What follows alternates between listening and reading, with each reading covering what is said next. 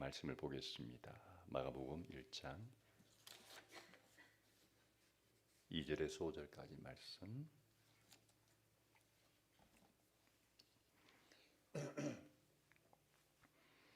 마가복음 1장 2절에서 5절까지 말씀 함께 읽겠습니다. 예언자 이사야의 글에 기록하기를 보아라, 내가 내 심부름꾼을 너보다 앞서 보낸다. 그가 내 길을 닦을 것이다. 광야에서 외치는 이의 소리가 있다. 너희는 주님의 길을 예비하고 그의 길을 곧게 하여라 한 것과 같이 광야에 나타나서 용서받게 하는 회개의 세례를 선포하였다. 그래서 온 유대 지방 사람들과 온 예루살렘 주민들이 그에게로 나아가서 자기들의 죄를 고백하며 요단강에서 그에게 세례를 받았다. 아멘. 복음의 고속도로라는 제목으로 말씀을 전하겠습니다. 어떤 지역에서 큰 행사를 개최하려고 합니다. 예를 들면 평창에서 동계 올림픽을 개최하려고 한다고 합시다. 이미 개최했지만 안 그러면 가까운 청량에서 전국체전을 개최한다. 그러면 그 지역에서는 준비할 게 참 많습니다. 오랫동안 준비를 해야 될 게 참 많은데 그 중에 하나, 그 지역이 가장 신경 쓰는 것 중에 하나가 뭐냐면 뭘까요? 길을 닦는 겁니다. 누가 이야기했죠?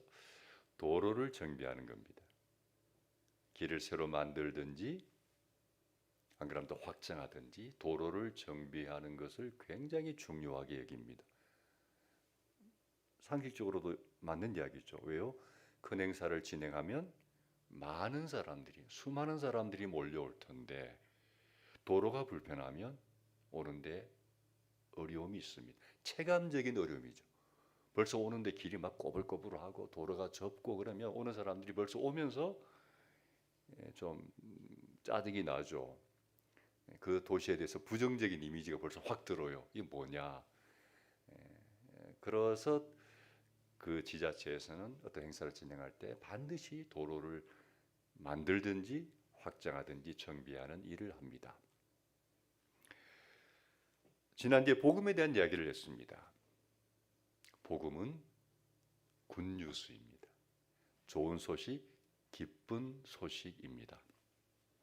그런데 그냥 기쁜 소식이 아니라 온 인류에게 미칠 큰 기쁨의 소식입니다. 왜 그렇죠? 대부분의 종교는 우리가 천국에 가기 위해서는 혹은 극락에 가기 위해서는 하늘에 도달하기 위해서는 인간의 어떤 끝없는 노력을 요청합니다. 더 바르게 살아야 한다. 더 좋은 일 해야 된다. 더 수양을 많이 해야 된다. 더 착한 일 많이 해야 된다. 그래야 좋은 데 간다. 인간의 굉장히 많은 노력을 요구합니다. 그러나 인간의 노력으로는 결코 천국이나 하늘에 도달하기는 어렵습니다. 아무리 더 노력하고 더 착하게 살고 더 애를 쓰면 될 것 같지만 그거는 이룰 수 없는 희망 고문일 뿐입니다. 될 것 같은데 안 됩니다. 이런 인간의 연약함 때문에 하나님께서 인간의 곁으로 찾아오셨습니다. 내려오셨습니다. 그리고는 우리가 도저히 이룰 수 없는 그 일을 하나님이 대신 이루어 주셨습니다. 우린 그것을 받아들이면 됩니다. 여러분, 받아들이는 게 다른 말로 하면 뭐라고요? 믿는 거라고 그랬습니다. 우리가 예수 믿습니다. 하나님 믿습니다. 그 믿는 게 실체가 뭔가? 막연한 게 아니고 하나님 믿는다, 예수님 믿는다는 의미는 예수님을 내가 받아들이는 거예요. 그분의 말씀을 받아들이는 게 믿는 거예요. 안 받아들이면, 거부하면 안 믿는 거죠. 불신하는 거죠. 부정하는 거죠. 그래서 믿는다는 것은 받아들이는 겁니다. 근데 이게 바로 복음이라고 했습니다. 왜냐하면 누구든지 받아들이면, 누구든지 믿으면 가난한 사람이나 부자나 배운 사람이나 못 배운 사람이나 남자나 여자나 어떤 차별도 없이 누구든지 받아들이면 구원을 받습니다. 누구든지. 그래서 복음은 기쁜 소식입니다. 그런데 여기에 복음의 중요한 특징이 하나 있습니다. 그 뭐냐면 단순성입니다. 심플입니다. 여러분, 요즘 사람들은 관심을 가지는 어떤 라이프 스타일 중에 하나가 뭐냐면 미니멀 라이프입니다. 다른 말로 하면 심플 라이프라고도 합니다. 쉽게 말하면 복잡하게 살지 말고 단순하게 살자.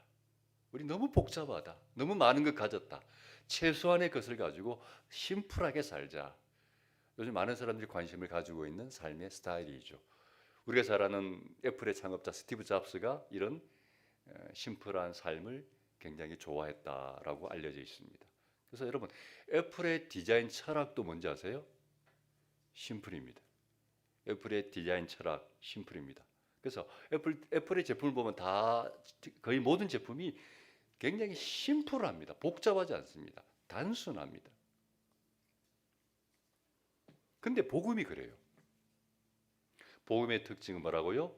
심플합니다. 단순합니다.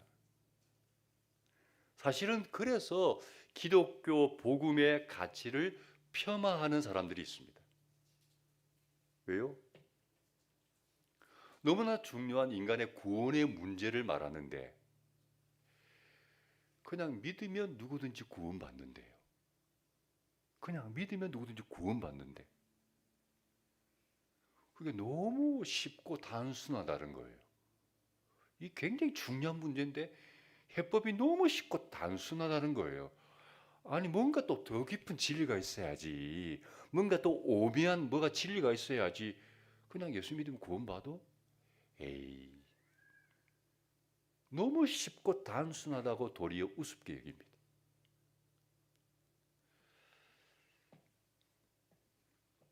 사람들은 많은 경우 어려워야 수준이 있다고 생각합니다.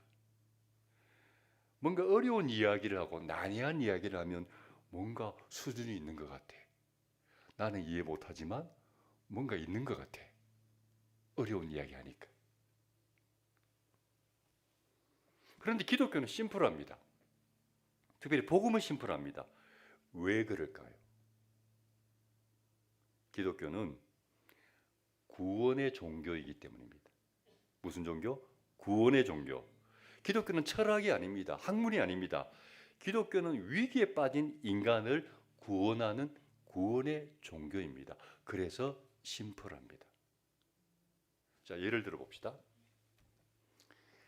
지금 물에 빠져서 여름에 지금 이제 물놀이 많이 하는데 조심해야 되죠. 근데 어떤 사람이 물에 빠져서 지금 허우적거리고 있습니다. 그대로 놔두면 얼마 가지 못해서 아마 죽고 말 겁니다. 위기 상황입니다. 그런데 그때 어떤 사람이 배를 타고 그 사람 곁으로 다가옵니다. 그리고 이렇게 말합니다.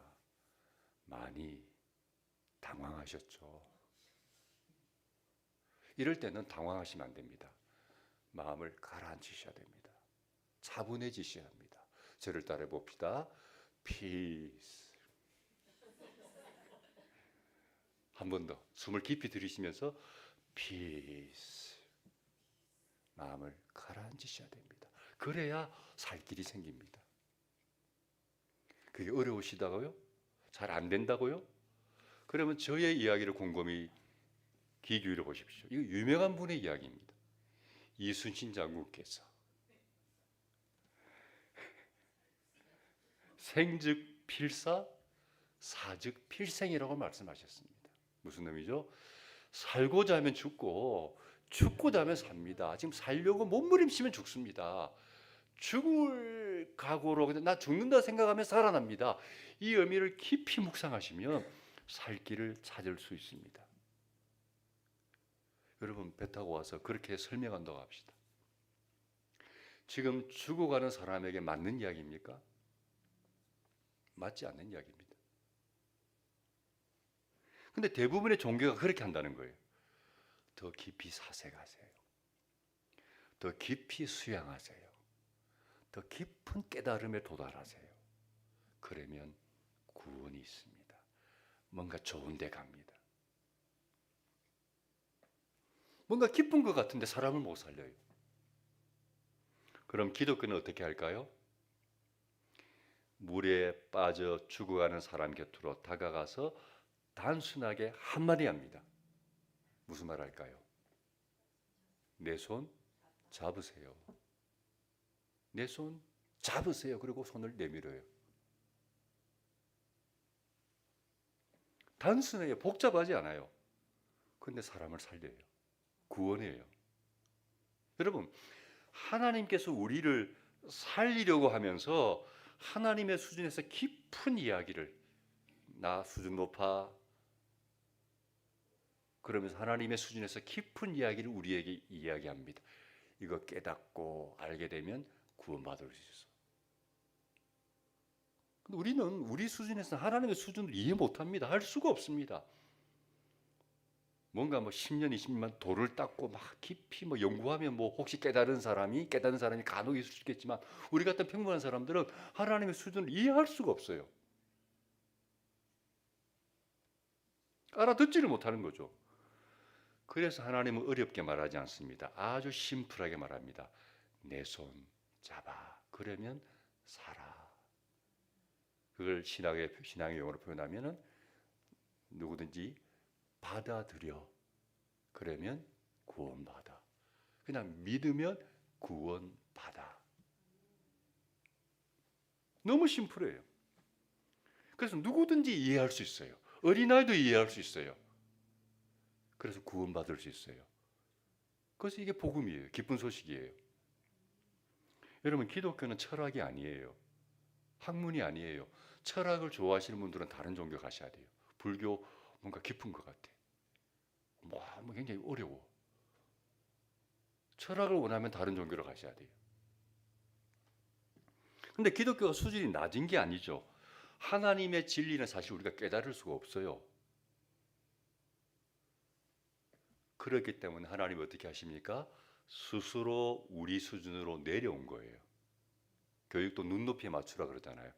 우리 수준으로 내려오셔서 우리 눈높이에 맞추어서 말씀해 주신 거예요. 그러지 않았다면 우리는 도저히 이해할 수 없었을 거예요. 여러분, 예수님의 말씀을 보세요. 예수님의 말씀을 가만히 보면 특징이 있습니다. 어떤 특징이냐면 누구든지 이해할 수 있는 일상의 언어로 말씀해 주셨다는 거예요. 그 시대 사람들이, 평범한 사람들이 쓰는 일상의 용어로 말씀해 주셨어요. 예를 들면 이제 대중들이 모였을 때 그들에게 하늘의 진리를 뭔가 전해야 되는데 사람들이 이해할 수 없으니까 아주 쉽게 그냥 생활 주변의 언어로 말씀하는 거죠. 말씀 전하다가 하늘에 새가 지나갑니다. 저 하늘을 나는 새를 봐라. 농사 짓냐? 안 짓는다. 그런데 하나님이 먹여 살린다. 저기 더럽힌 백합화를 봐라. 얼마나 예쁘냐. 여러분, 명품 옷, 아무리 예쁜 옷을 갖다 입혀도요, 자연이 주는 그 아름다움의 미를, 색깔을 못 따라갑니다. 저 더럽힌 백합화를 봐라. 옷 만들었냐 자기가? 아니다. 하나님이 주신 색이다. 하나님이 하늘을 나는 새도 먹이고 더럽힌 백합화도 이렇게 예쁘게 입히시는데 하물며 너희일까 보냐. 하물며 너희일까 보냐. 주변에 아주 일상의 용어로 쉽게 우리에게 설명해 주셨어요. 왜요? 그래야 사람들이 이해할 수 있고 이해할 수 있어야 받아들일 수 있잖아요. 그래야 믿을 수 있고 구원받을 수 있잖아요. 그래서 복음은 심플합니다. 단순합니다. 저는 어렵게 말하는 사람 되게 싫어합니다. 어렵게 말하는 사람 되게 싫어해요. 특별히 쉬운 이야기를 어렵게 말하는 사람 더 싫어합니다. 왜 저런 걸 어렵게 이야기하나? 여러분, 어려운 걸 쉽게 말해주는 사람이 실력자입니다. 그렇죠? 실력이 없는 사람은 쉬운 걸 어렵게 이야기해. 도대체 무슨 이야기인지 모르겠어. 대학 다닐 때도 마찬가지고 대학원 가서도 마찬가지입니다. 어떤 교수님들은 말을 하는데 도대체 무슨 말인지 모르겠어. 근데 어떤 교수님은 명확하게 딱 이야기해 줍니다.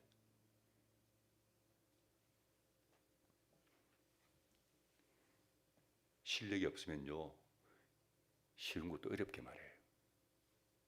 뭔가 깊은 이야기를 하는 것 같은데 무슨 말인지 이해하기 어려워. 그럼 둘 중에 하나입니다. 실력이 없거나 엉터리거나. 예. 그래서 현혹되면 안 돼요. 복음은 단순하다. 그래서 기쁜 소식이다. 그런데 이 복음에 장애물이 있습니다. 단순한 복음에 장애물이 있습니다.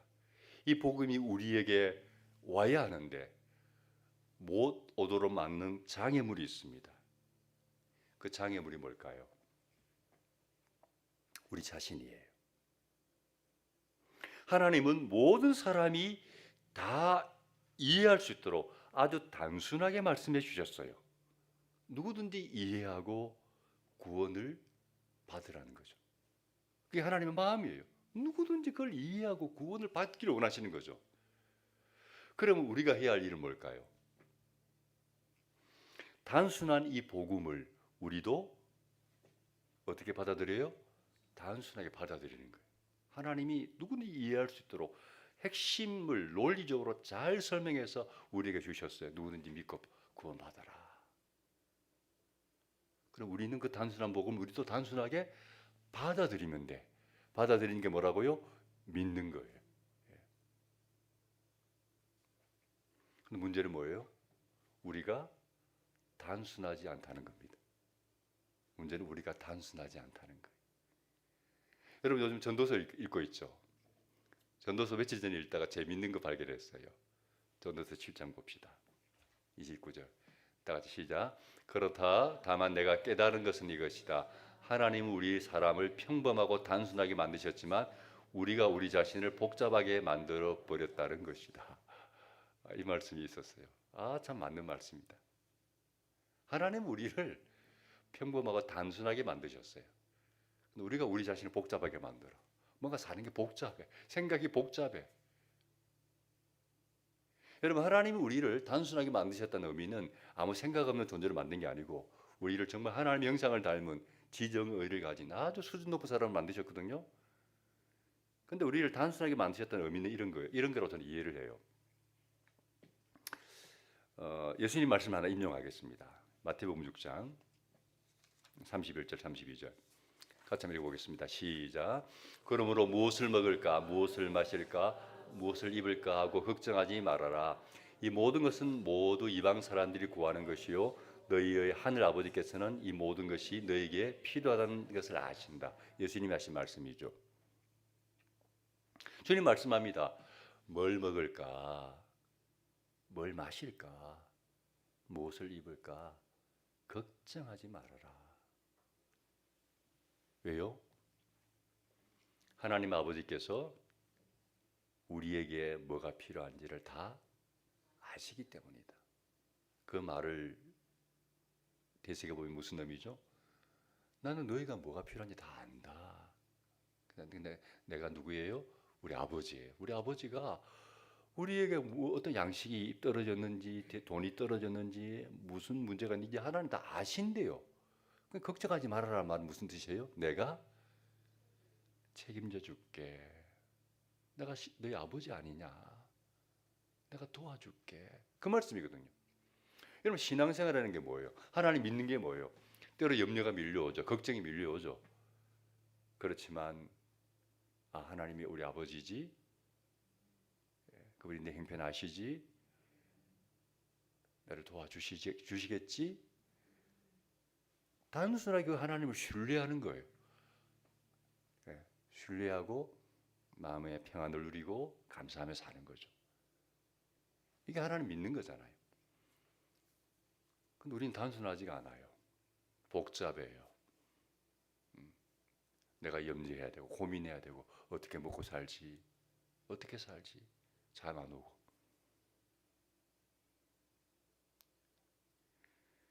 구원의 문제도 마찬가지입니다. 하나님께서 우리에게 단순한 복음을 주셨어요. 그렇다면 우리도 단순하게 받아들이면 돼요. 그런데 받아들이지 못하는 사람들이 많습니다. 왜 못 받아들일까요? 복음이 우리 마음에 들어올 수 있는 길이 없기 때문에. 길이 있어도 그 길에 장애물이 많기 때문에. 다음 주 조금 더 제가 자세한 이야기를 하겠습니다만, 오늘 본문이 무슨 이야기입니까? 길에 대한 이야기입니다.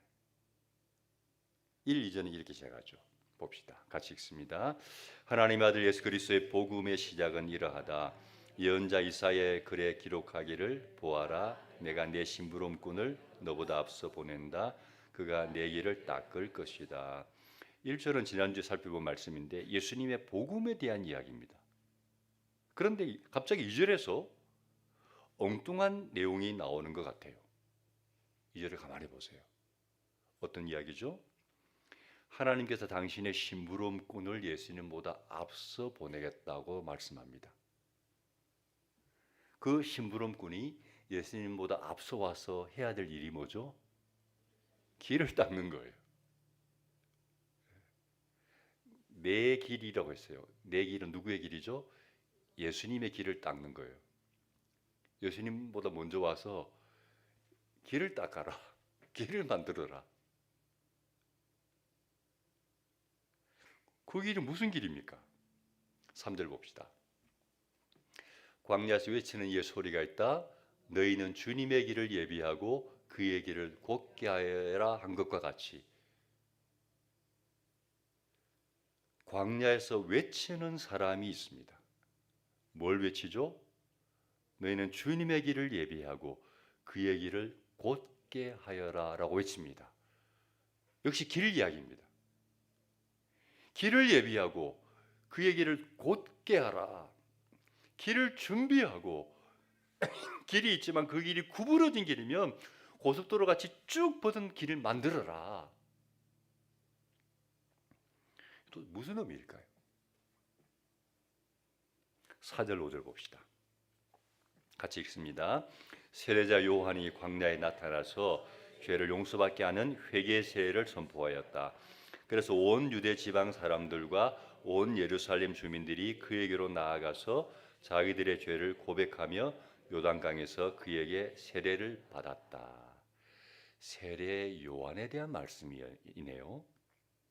하나님이 예수님보다 앞서 보내는 심부름꾼은 세례 요한입니다. 근데 왜 하나님이 세례 요한을 먼저 보내실까? 예수님이 오시는 길을 만들기 위해서. 자, 무슨 의미일까?